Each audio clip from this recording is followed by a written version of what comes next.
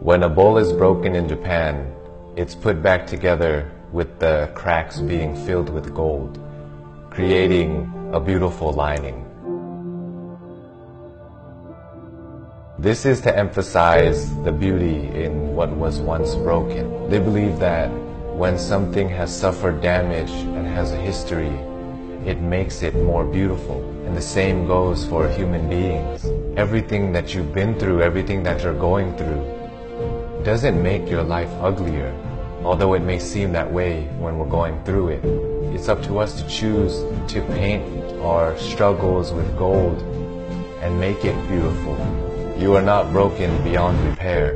You can pick yourself up and learn from what's happened and become a better person from it because of the struggle that you've been through. You can wear your scars proudly as a badge of honor, as if to say, look at what I've been through. It's made me who I am today, and I can get through anything life puts in front of me now. Nobody has had a perfect life, and nobody ever will. It's only up to us if we choose to paint our broken pieces gold and make it beautiful.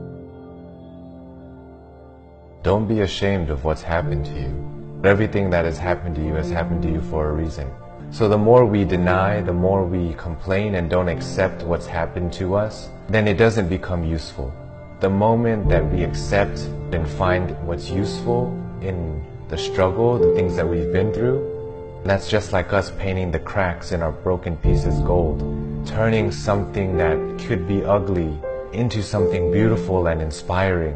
When what you have been through is inspiration for other people, then it was all worth it.